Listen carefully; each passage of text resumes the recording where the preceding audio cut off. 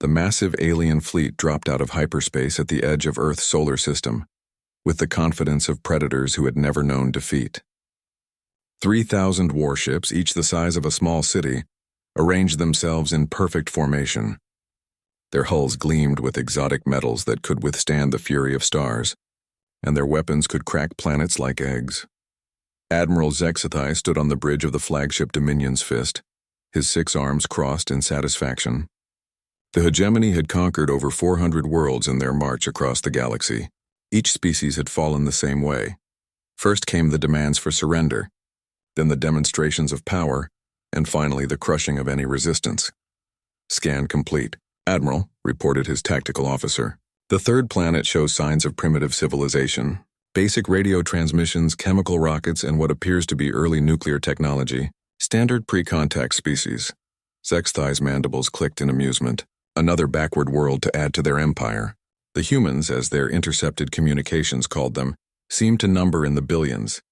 Good. More workers for the hegemony's endless expansion. Signal strength, he asked. Strong and clear, sir. They're practically broadcasting their location to the entire galaxy. No encryption, no frequency masking. They want to be found. The bridge crew shared what passed for laughter among their species.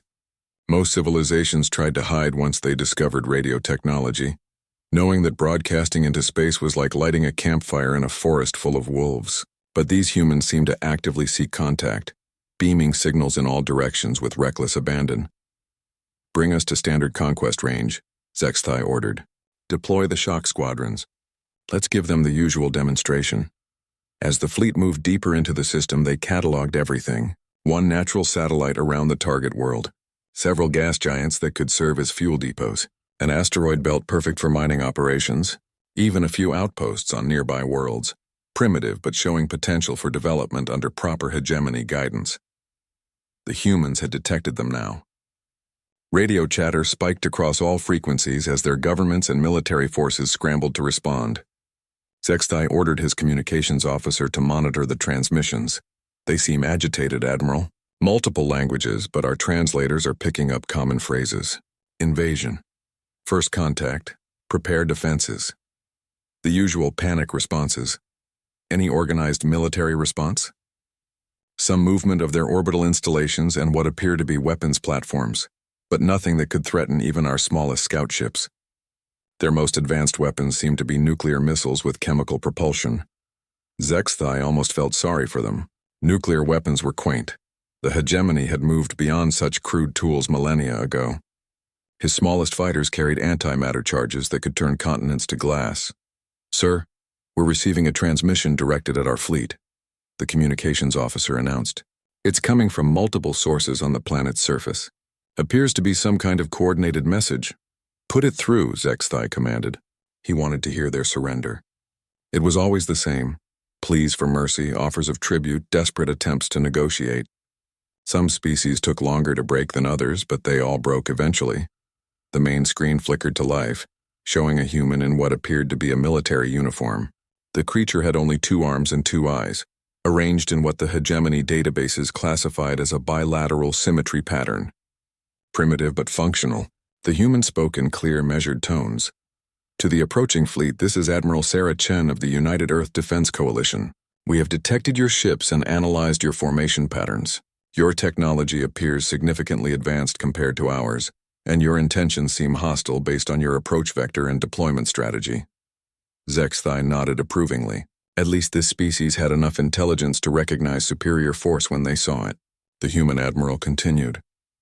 After emergency consultation with our global leadership and military commanders, we have prepared a response to your arrival. Our message is simple and direct. The human looked directly into the camera, her expression calm and steady. No fear, no pleading, no desperation. Zexthai frowned. This was unusual. Run now. The transmission ended abruptly, leaving the bridge in confused silence. Zexthai's mandibles clicked rapidly, a sign of agitation among his people. Did she say, run? Asked the tactical officer. Some kind of translation error, Zexthai decided. Play it again. They watched the message 3 more times. Each viewing confirmed the same impossible words. The human, facing certain annihilation, had told them to run. Perhaps it's a cultural misunderstanding, suggested the communications officer. Maybe they're trying to surrender but using incorrect terminology. Zexthai wasn't convinced. In 400 conquests, he had learned to read the faces and body language of dozens of species. Fear had a universal quality that transcended physical forms, but this human showed no fear. Instead, there was something else in her expression, something that made his warrior instincts twitch with unease. "Sir, should we proceed with the standard demonstration?" A few antimatter charges in uninhabited areas usually clarifies their position rather quickly. "Negative," Zexthai replied, surprising his crew.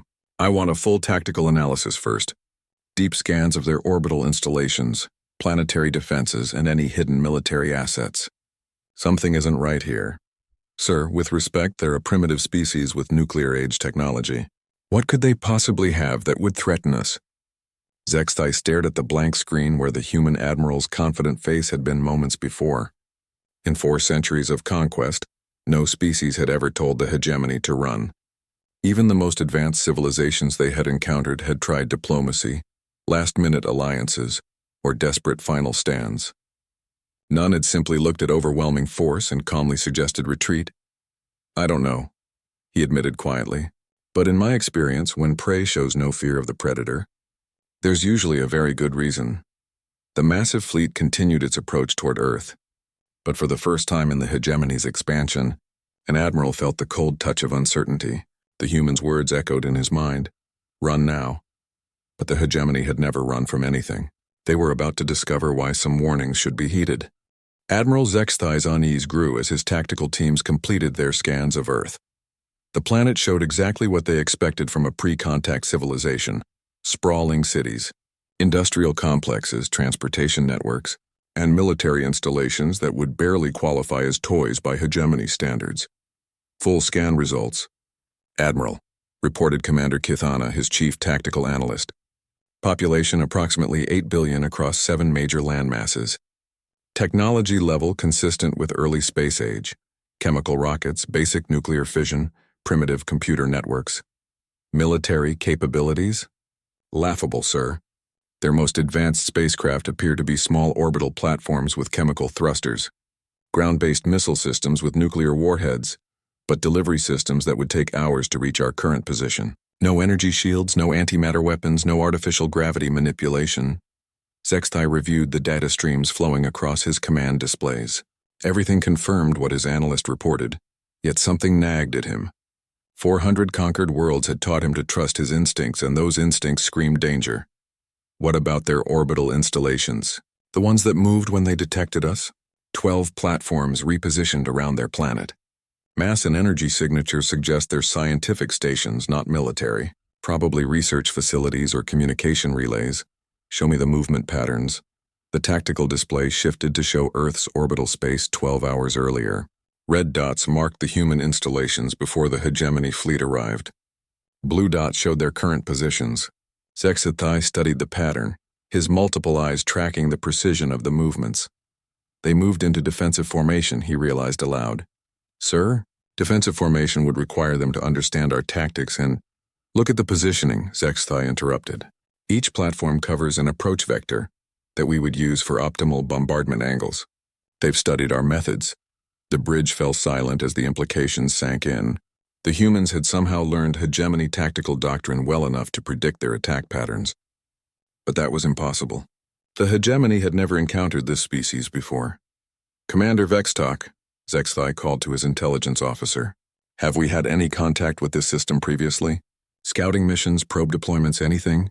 "Negative, sir. This is our first time in this sector. Our expansion route brought us here directly from the Tauri system. Then how do they know our tactics?" Before anyone could answer, the communications officer announced another incoming transmission from Earth. The same human admiral appeared on screen, still calm, still showing no fear. "Admiral Zexthai of the hegemony vessel Dominion's Fist," she began, causing a stir on the bridge. She knew his name. She knew his ship. "I am Admiral Sarah Chen. I note you've paused your advance to conduct scans. Wise choice. We hoped you would take our advice seriously." Zexthai activated the response channel. "How do you know my name, human?" "We know many things about the hegemony," Chen replied without hesitation. We know you've conquered 417 worlds. We know your expansion pattern follows galactic spiral arms, moving outward from your home system in the Vega sector. We know your standard tactics involve intimidation displays followed by orbital bombardment of military targets, then ground invasion by your shock troops. Each revelation hit like a physical blow. Information that was classified at the highest levels of hegemony command. Strategic details that only the inner council knew. We also know, Chen continued, that you've never encountered organized resistance. Every species you've faced has either surrendered immediately or fought with primitive tactics that your doctrine easily counters. How is this possible? Sexthai demanded. Chen's expression shifted slightly, not to fear but to something that might have been sympathy. Because we've been watching you for 73 years, ever since your conquest of the Altair system, the tactical display began updating with new data, as passive sensors detected previously hidden signatures around Earth. What they had assumed were 12 scientific platforms were revealed as merely the visible portion of a much larger network. Energy readings spiked as concealed installations came online. "Sir?" whispered the sensor operator. "I'm reading massive energy signatures throughout the system. They were masking them somehow, but they're powering up. These readings, they're not possible for their technology level. We've been preparing for your arrival for nearly 8 decades, Chen explained as if she could hear the bridge conversations. 73 years to study your methods, analyze your weaknesses, and develop appropriate countermeasures." Sexthai watched in growing alarm as his sensors revealed the true scope of what surrounded them.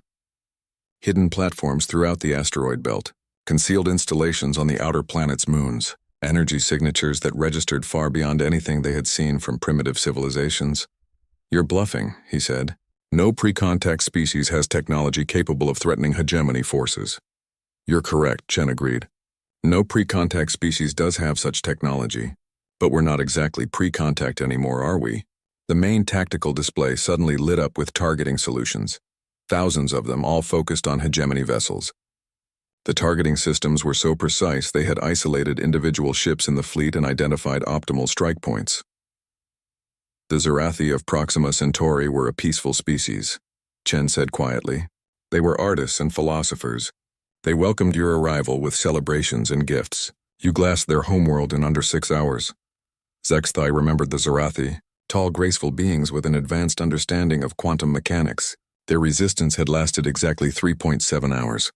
The Mulkari of Wolf 359 were warriors, Chen continued. They fought bravely with everything they had. Lasted almost a full day before your shock troops overwhelmed their defenses. Impressive by your standards. What is your point, human? My point is that we've had 73 years to study every single one of your conquests. We've analyzed the wreckage you left behind. We've decoded the distress signals. We've learned from every mistake that 400 civilizations made. The energy readings around the system continued to climb. Whatever the humans had built in 7 decades of preparation, it was charging up for deployment. The Vorthon of Epsilon Eridani actually managed to damage some of your ships before you finished them. That was quite an achievement. They lasted 6 hours and 14 minutes. We've studied their tactics extensively. Sexthai felt something he hadn't experienced in centuries of conquest. Genuine fear. What do you want? Chen's answer was simple and direct. We want you to turn around and leave this system now, before you force us to demonstrate why every other species you've encountered failed where we will not. And if we refuse? For the first time, Admiral Chen smiled. It was not a pleasant expression. Then you'll discover why we sent our first message as a warning rather than a surrender. Sexthai cut the communication channel and turned to face his command staff. The bridge of the Dominion's fist had never been so quiet. 400 victories had made the hegemony arrogant, but they were not fools. The energy readings surrounding them painted a picture that defied everything they thought they knew about this system. "Status report," he ordered. Commander Kithana consulted her displays, her mandibles clicking nervously. "Sir, we're detecting active targeting systems throughout the solar system. Whatever they've built, it's been designed specifically to counter our fleet composition and tactics." "How specific?" "They're targeting our shield generators first, then our main weapon batteries, then our propulsion systems. It's exactly the sequence our own tactical manuals recommend when facing hegemony vessels." The implications were staggering. Somewhere in this system, Humans had not only acquired hegemony technology, but had reverse-engineered it well enough to identify critical weaknesses. Commander Vextok, Zexthai called to his intelligence officer. I want a complete analysis of how they could have obtained classified hegemony tactical data. Sir, there are only a few possibilities. Either they have access to captured hegemony databases, they've been in contact with our enemies, or... Vextok paused, his voice dropping to a whisper. Or what? Or they've had access to our internal communications for 73 years. The bridge erupted in alarmed chatter, before Zexthai silenced them with a gesture. The possibility that primitive humans had been intercepting and decoding hegemony military communications was almost too embarrassing to consider. Almost. Show me the timeline, he ordered. The main display shifted to show a galactic map with the hegemony's expansion pattern over the past century. Each conquered world appeared as a red dot, with dates and tactical summaries. Zexthai traced the pattern from their home system outward, noting how their route would eventually lead them to this unremarkable yellow star. Altair system, conquered 73 years ago, Vextok reported. Distance from Earth, approximately 17 light-years. Radio signals from the battle would have reached Earth exactly 73 years ago, Zexthai finished grimly. They had been broadcasting their conquest in real time to anyone with sensitive enough equipment to detect the signals. The humans had watched the Altair civilization die, had listened to their final transmissions, and had known that Earth was next in line. Sir, incoming transmission from Earth again, announced the communications officer. Admiral Chen reappeared on screen, but this time she wasn't alone. The view had expanded to show what appeared to be a massive command center. Humans worked at stations that displayed technology far beyond what their external scans had suggested. I can see you're beginning to understand, Chen said.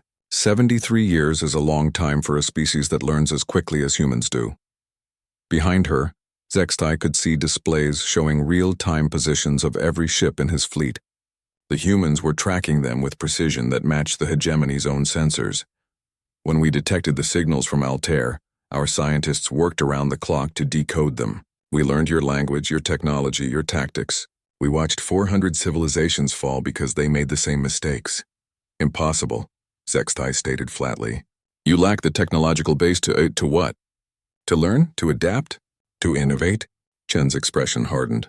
Admiral, you've conquered species across 400 worlds, but you've never truly studied them. You've never asked what makes each one unique. The display behind Chen shifted to show a montage of different alien species, some familiar to Zexthai from their conquest records, others completely unknown. The Zarathi of Proxima Centauri were artists and philosophers, but they were also master engineers. Before you destroyed them, some of their quantum manipulation theories reached us through long-range transmissions. The Mulkari of Wolf 359 were warriors with an advanced understanding of tactical coordination. Their final battle plans included contingencies that we found instructive. The Vorthon actually managed to damage your ships because they discovered a resonance frequency in your hull plating. They transmitted that discovery before you silenced them. Each revelation added another piece to an impossible puzzle. The humans hadn't just been passive observers of the hegemony's expansion. They had been actively collecting intelligence from every conquered world. You see, Admiral, humans have one trait that apparently makes us unique among the species you've encountered. We learn from other people's mistakes. Zexthai studied the command center behind Chen. The technology on display incorporated design elements from dozens of different civilizations. Zarathi quantum manipulation merged with Mulkari tactical coordination systems. Vorthon resonance weapons integrated with technologies from species he didn't even recognize. 73 years, Chen continued, to contact the survivors who escaped your conquests. 73 years to gather every scrap of intelligence about your methods. 73 years to build a defense that learns from the failures of 400 worlds. The survivors? Zexthai asked, though he was beginning to suspect the answer. Did you really think your conquests were 100% effective? There are always survivors, Admiral. Refugee ships that escaped during the chaos. Colonies too remote to be worth your attention. Research stations that went dark before you could find them. The galactic map updated again, this time showing faint lines connecting Earth to systems throughout hegemony space. trade routes that didn't exist in any official records, communication networks that operated in frequencies the hegemony didn't monitor. They came to us, Chen explained, one by one over 7 decades. Refugees bringing knowledge, warnings, and most importantly, proof that the hegemony could be stopped. Zexthai felt his confidence crumbling. The mighty hegemony fleet, which had seemed invincible moments ago, now felt exposed and vulnerable. They were surrounded by weapon systems designed by the collective intelligence of hundreds of civilizations, all focused on a single goal: making humanity the first species to successfully resist hegemony conquest. "What do you want?" he asked again. "What I said originally. Turn around and leave. Go back to your inner council and tell them that Earth is off limits. And if we refuse?" Chen gestured to someone off-screen. The energy readings around the system spiked dramatically as weapon systems throughout the solar system came fully online. "Then we'll demonstrate what 400 civilizations could have accomplished if they'd had 73 years to prepare, and the collective knowledge of every species you've destroyed." For the first time in 4 centuries of conquest, a hegemony admiral seriously considered the possibility of retreat. But the hegemony had never retreated from anything. Their reputation for invincibility was built on the absolute certainty that they could overwhelm any resistance. "You're bluffing," Zexthai said, but even he could hear the uncertainty in his voice. Chen's smile returned, cold and confident. "Admiral, I want you to think very carefully about your next decision, because once you make it, there will be no going back."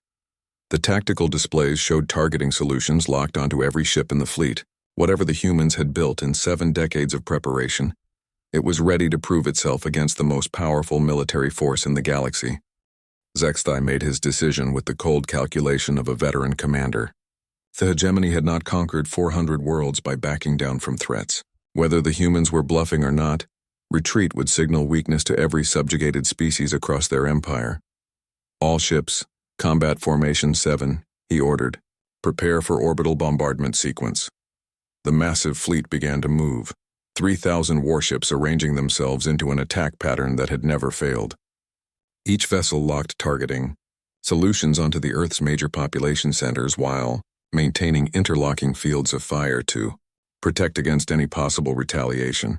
"Sir," warned Commander Kithana, "energy readings from the human installations are increasing exponentially." "Whatever they're preparing to do, let them try," Zexthai interrupted. "Launch intimidation strike. Target the northern landmass, uninhabited region. Standard antimatter charge." The Dominion's fist released a single missile, a sleek weapon capable of turning a mountain range into a crater. It streaked toward Earth at a significant fraction of light speed. Impossible for primitive technology to intercept. What happened next would be analyzed in military academies for centuries afterward. Assuming anyone survived to build those academies, the missile simply vanished. Not destroyed, not deflected, it ceased to exist. One moment it was there on every sensor. The next moment there was empty space where it had been. "Report," Zexthai demanded. "Sir, the missile's gone. No explosion, no debris, no energy signature. It's just gone." Admiral Chen's voice came over the communications channel, calm and matter-of-fact. "Thank you for the demonstration, Admiral. You've just proved something very important. What did you do to our missile?" "We made it not exist. Sarathi quantum manipulation technology is quite remarkable. Once you understand the underlying principles, they could have used it against you, but they never had time to weaponize their research. We did." Zexthai stared at the empty space where his weapon had been. Antimatter missiles were among the most destructive weapons in the galaxy. The idea that they could simply be erased from existence was terrifying. Impossible. Quantum manipulation on that scale requires technology that's beyond your understanding, Chen finished. Just as your antimatter weapons were beyond the understanding of most species you conquered. The difference is we had 73 years to figure it out. The tactical display updated as new energy signatures appeared throughout the system. Massive installations that had been completely hidden revealed themselves, their quantum manipulator arrays charging to full power. "The Vorthon gave us resonance weapon technology," Chen continued conversationally. "The Mulkari provided tactical coordination systems. The Zarathi contributed quantum manipulation.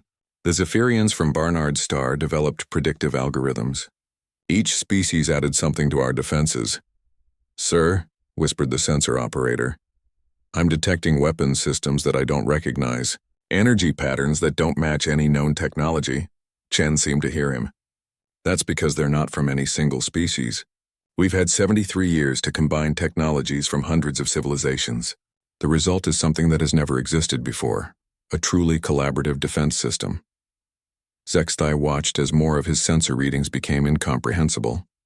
The humans had built weapons that incorporated the best innovations from every species the hegemony had conquered.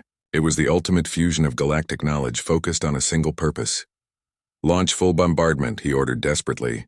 "All ships, all weapons. Overwhelm their defenses." 3,000 warships opened fire simultaneously.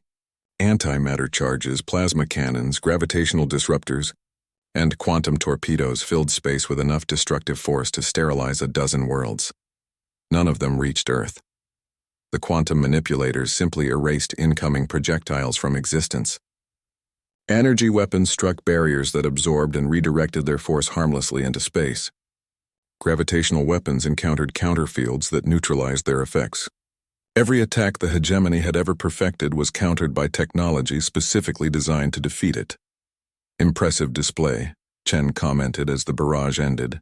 "But we expected exactly that response. The hegemony always escalates to maximum force when initial intimidation fails. Every conquered species reported the same pattern." Zexthai's mandibles clicked rapidly as he processed what had just happened.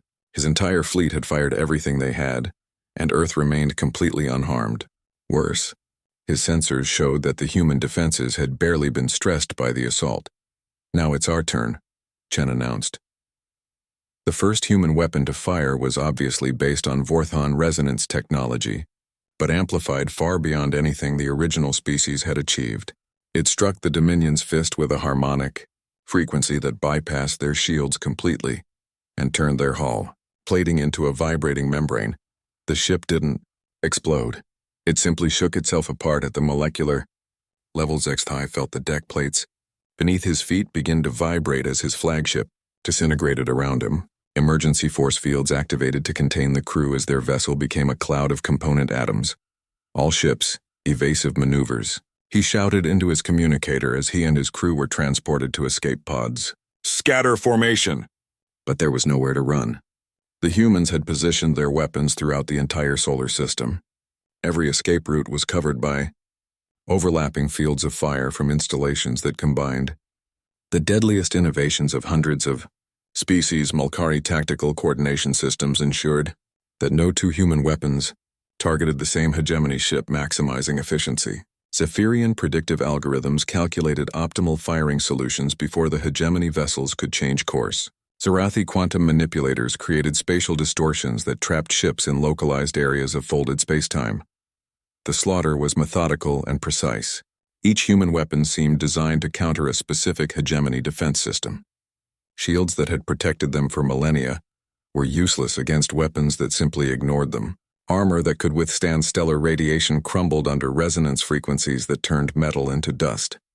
Within 20 minutes, the 3,000-ship invasion fleet had been reduced to floating debris and emergency escape pods. Not a single human weapon had missed its target. Not a single hegemony ship had escaped. Zextai found himself in an escape pod with 12 other survivors, watching the destruction of everything he had believed invincible. His communicator crackled with transmissions from other pods, confused, terrified voices asking for orders that he couldn't give. Admiral Chen's face appeared on his emergency communication screen. "Admiral Zextai, you and your crews are welcome to remain in our system as our guests while we arrange transport back to hegemony space. You're letting us live?" "Of course. We're not conquerors, Admiral. We're defenders. Your crews followed orders. They don't deserve to die for their leader's mistakes." Zextai stared at the human admiral who had just destroyed the most powerful fleet in galactic history. "Why?" "Because," Chen replied, "someone needs to carry a message back to your inner council." The journey back to hegemony space took 6 months aboard human vessels that were unlike anything Zextai had ever seen. The ships incorporated design elements from dozens of different species, creating hybrid technologies that surpassed anything in the known galaxy. Zextai spent most of the voyage in what the humans politely called guest quarters, but what was essentially a comfortable prison cell. He had time to think about what had happened at Earth, and the more he thought about it, the more disturbed he became. The humans hadn't just defeated the hegemony fleet, they had made it look easy. Every weapon, every tactic, every strategy that had conquered 400 worlds had been completely neutralized. It was as if the humans had been given a detailed manual on how to defeat hegemony forces, and had 73 years to prepare countermeasures for every page, which, he realized with growing horror, was exactly what had happened. Admiral Chen visited him regularly during the voyage, sometimes to discuss technical details of the battle, sometimes simply to talk. She was trying to help him understand something, though what that might be remained unclear. "Your people have a saying," she told him during one of their conversations. "Victory through superior firepower. It's been your guiding principle for over 1,000 years. It has served us well." Sextai replied defensively. "Has it? You've conquered 400 worlds, but what have you actually accomplished? What have you built? What have you created?" Sextai considered the question. The hegemony had indeed conquered extensively, but their empire was built on subjugation and resource extraction. They took what they needed from conquered worlds and moved on to the next target. "We have built the largest empire in galactic history," he said. "You've built the largest collection of enslaved populations in galactic history," Chen corrected. "That's not the same thing. Tell me, Admiral, what happens to your empire when you encounter a species that can't be conquered?" The question hung in the air between them. Sextai had never considered the possibility. The hegemony had always found a way to overcome resistance. Their technology, their tactics, their sheer scale of force had always been sufficient. "There is no such species," he said finally. Chen smiled sadly. "There is now." As they approached hegemony space, Chen shared intelligence that made Sextai's blood run cold. Earth wasn't just defended. It was the center of a growing network of refugee species who had escaped hegemony conquest. While the hegemony had been expanding outward, their former victims had been building something new. "How many?" he asked. 47 species so far, with more arriving every year. Every world you thought you had completely conquered actually had survivors who eventually found their way to us. We're not just humans anymore, Admiral. We're a coalition." The implications were staggering. If refugees from 47 conquered worlds had managed to reach Earth, how many others were out there? How many supposedly dead civilizations were actually rebuilding in hidden corners of space? "What do they want?" Sextai asked. "What anyone wants: safety, freedom, the chance to rebuild their lives without fear of the next hegemony fleet arriving to finish what you started." Chen showed him data files on the refugee populations. The Zarathi had maintained their artistic traditions while adapting human manufacturing techniques. The Mulkari had become the coalition's primary military advisors. The Vorthon had established research stations throughout the outer system. Each species contributed their unique strengths to a growing civilization that was becoming more than the sum of its parts. "This is what collaboration looks like," Chen explained. "Not conquest, not subjugation, but voluntary cooperation between equals. It's something the hegemony has never understood." When they finally reached hegemony space, Sextai was transferred to a small courier ship for the final journey to the capital world. The human vessel that had carried him turned back toward Earth, but not before Chen delivered her final message. "Tell your inner council that the age of unopposed expansion is over. Tell them that every species they've conquered had families, friends, cultures worth preserving. Tell them that somewhere in the galaxy, their victims are building something better. And if they refuse to listen, then they'll discover that Earth isn't the only world that's been preparing." The courier ship docked at Central Command 3 days later. Sextai was immediately escorted to the inner council chambers, where 7 of the most powerful beings in the galaxy waited to hear his report. Overlord Thexmani, Supreme Commander of Hegemony Forces, spoke first. "Report, Admiral." "Why did you return with a single courier ship instead of a conquest fleet?" Sextai had practiced this moment during the long journey home. He had considered lies, evasions, partial truths, but in the end he told them exactly what had happened. The council listened in stunned silence as he described the battle. The casual destruction of their most powerful fleet. The weapons that ignored their defenses. The revelation that their conquered species had been secretly rebuilding for decades. "Impossible," declared Counselor Vortex. Our intelligence networks would have detected such activities. Your intelligence networks monitor known space lanes and established colonies, Zexthai replied. They don't watch for refugee ships in deep space or hidden research stations in asteroid fields. We never imagined that defeated species would be capable of such coordination. These humans, Overlord Thexamani said slowly. What do they want from us? Zexthai remembered Chen's final words. They want us to stop. Stop what? Everything.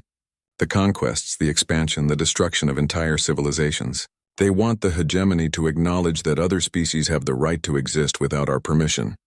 The council erupted in outraged discussion. The idea that anyone could dictate terms to the hegemony was beyond their comprehension. They had been the undisputed masters of their portion of the galaxy for so long that the concept of equals was alien to them. We will dispatch the Second Fleet, Overlord Thexamani decided. 10,000 ships should be sufficient to deal with this human coalition. Zexthai felt a chill of foreboding. Sir, with respect, I don't think you understand what we're facing. This isn't a single species with advanced technology. This is 47 civilizations working together, sharing knowledge, building weapons specifically designed to counter our tactics. Are you suggesting that the mighty hegemony should surrender to a collection of refugees and primitives? I'm suggesting that perhaps it's time to consider that our way might not be the only way. The silence that followed was deafening. In 1,000 years of hegemony history, no military commander had ever suggested that their methods might be flawed. Overlord Thexamani's voice was dangerously quiet when he spoke again. Admiral Zexthai, you are relieved of command and placed under arrest for cowardice in the face of the enemy. The Second Fleet will launch within the month. As security guards escorted him from the chambers, Zexthai had one final thought. The humans had warned them to run. Now it was too late. Admiral Krixthar commanded the Second Fleet with absolute confidence in hegemony superiority. 10,000 warships represented the largest military force ever assembled in galactic history. Each vessel was newer and more advanced than those lost at Earth. The Inner Council had upgraded their weapons, reinforced their shields, and developed new tactical protocols specifically designed to counter the human technologies that had destroyed the First Fleet. This time will be different, Overlord Thexamani had told him during the final briefing. We know what we're facing. We're prepared. Krixthar believed it. The reports from Admiral Zexthai had been studied extensively by the hegemony's best military minds. The human weapons were impressive but not impossible to counter. Quantum manipulation could be disrupted with gravitational fields. Resonance weapons could be defeated with adaptive armor. Predictive algorithms could be confused with randomized attack patterns. The Second Fleet had everything needed to succeed where the First Fleet had failed. They dropped out of hyperspace at the edge of Earth's solar system, with weapons charged and shields raised. No dramatic pauses this time, no time for the humans to prepare. Krixthar intended to overwhelm them with speed and overwhelming force. What he found waiting for them changed everything. The solar system was no longer recognizable. Where once there had been 9 planets orbiting a single star, now there was something that defied comprehension. Massive structures connected the planets in a web of gleaming metal and energy conduits. The asteroid belt had been transformed into a fortified ring of weapons platforms. Even the sun itself seemed different, surrounded by collectors and manipulators that suggested engineering on a stellar scale. Sir, reported the tactical officer, voice shaking. I'm reading energy signatures that... Sir, they're using the star itself as a power source. Admiral Chen's face appeared on the main screen before Krixthar could order an attack. She looked older than in the recordings from the first battle, but her expression remained calm and confident. Admiral Krixthar of the Second Fleet, she said. Welcome to the Sol defense grid. We've been expecting you. Surrender immediately, Krixthar demanded. This fleet is 10 times larger than the one you faced before. You cannot hope to... Admiral, Chen interrupted gently. You're making the same mistake your predecessor made. You're assuming this is still the same conflict. The tactical display updated as sensors revealed the true scope of what surrounded them. The human defense grid extended throughout the entire system. But it wasn't just human anymore. Ships and stations bearing the distinctive designs of dozens of different species formed an integrated network that spanned billions of kilometers. In the 18 months since your first fleet's visit, we've had new arrivals, Chen explained. Survivors from recent hegemony conquests who heard about what happened here. They brought friends. News travels fast among refugee populations. Krixthar studied the tactical readouts with growing alarm. The energy signatures he was detecting suggested technologies far beyond what any single species should possess. The humans hadn't just been preparing. They had been building an alliance that incorporated the greatest innovations from across the galaxy. How many? He asked. Species or ships? Chen smiled. We're up to 93 species now, with more arriving every month. As for ships, well, when you have access to stellar engineering and matter conversion technology, ship counts become somewhat meaningless. As if to demonstrate her point, the star itself seemed to pulse.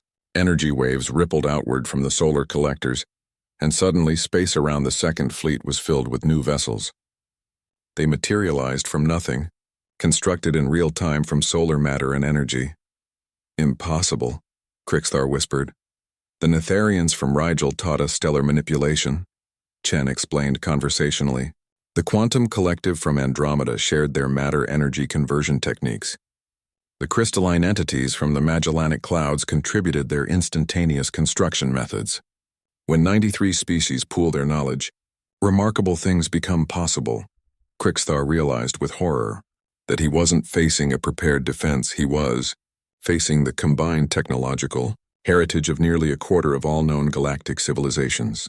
Every species the hegemony had conquered had contributed something to this growing alliance of refugees and defenders. Fire all weapons, he ordered desperately. Maximum spread, full bombardment. 10,000 ships opened fire simultaneously, unleashing enough destructive force to shatter planets. The barrage that followed made the First Fleet's attack look like a minor skirmish. None of it mattered.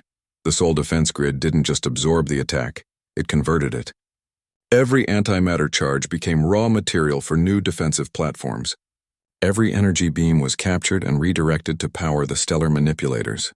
Even gravitational weapons were turned against themselves, their force used to strengthen the system's defensive barriers. Thank you for the ammunition, Chen said politely as the barrage ended. We can always use more raw materials. Krixthar watched in stunned disbelief as his fleet's most powerful weapons were turned into construction materials for enemy fortifications. The humans weren't just defending against hegemony attacks, they were using them to grow stronger. Surrender, Chen offered. This doesn't have to end in destruction. Never, Krixthar snarled. The hegemony does not surrender. Then you'll share the fate of every empire that refused to adapt. What followed wasn't a battle. It was a demonstration. The Sol defense grid revealed weapons that combined technologies from across the galaxy in ways that should have been impossible. Zerathi quantum manipulation merged with Netherian stellar engineering to create projectiles that existed in multiple dimensions simultaneously. Mulkari tactical systems coordinated with crystalline entity construction techniques to build weapons platforms that assembled themselves around hegemony ships before destroying them from within. But the most terrifying weapon was something entirely new, a combination of technologies that created localized space-time distortions. Ships that were caught in these fields didn't just die, they were erased from history. The universe retroactively forgot they had ever existed. The Second Fleet lasted 47 minutes. Admiral Krixthar found himself in an escape pod, one of the few survivors of a force that had been the pride of hegemony military might. Around him, the wreckage of 10,000 ships slowly dispersed into the vacuum of space. Chen's voice came over his emergency communicator. Admiral, we're detecting approximately 30,000 survivors in escape pods. We're prepared to offer the same hospitality we extended to Admiral Zexthai's crews. Why? Krixthar asked numbly. Why spare us? Because this war doesn't have to continue. The hegemony can choose to coexist with the rest of the galaxy instead of trying to conquer. The Inner Council will never accept coexistence. Then, the Inner Council will discover what, happens when an immovable object meets an unstoppable force. Chen's image appeared on his small screen. Behind her, Krixthar could see representatives from dozens of different species working together at control stations. The alliance she had built wasn't just military. It was a genuine coalition of equals, each contributing their unique strengths to a shared defense. We're not interested in conquering the hegemony, Chen continued. We don't want your territory or your resources. We just want to be left alone to build something better than endless expansion and subjugation. And if we refuse? Chen's expression grew sad. Then we'll do what we must to protect ourselves and every species that comes to us seeking refuge from hegemony aggression. As human rescue ships approached to collect the survivors, Krixthar realized that Admiral Zexthai had been right. The age of unopposed expansion was over. The question now was whether the hegemony would adapt to this new reality, or be destroyed by their inability to change. Looking at the impossible technologies surrounding him, Krixthar suspected he already knew the answer. The Third Fleet never launched. Admiral Zexthai stood in the ruins of what had once been Central Command, watching smoke rise from the shattered remains of the hegemony's seat of power. The rebellion had started in the outer territories. Conquered species who had heard about Earth's successful resistance and decided they no longer needed to live in fear. It had spread faster than anyone thought. "Possible, sir," reported Captain Velnox, one of the few officers who still acknowledged Zexthai's authority. "We're receiving surrender broadcasts from the remaining inner council members." Zexthai nodded wearily. 3 months after the destruction of the Second Fleet, the hegemony's 1,000-year empire had collapsed completely.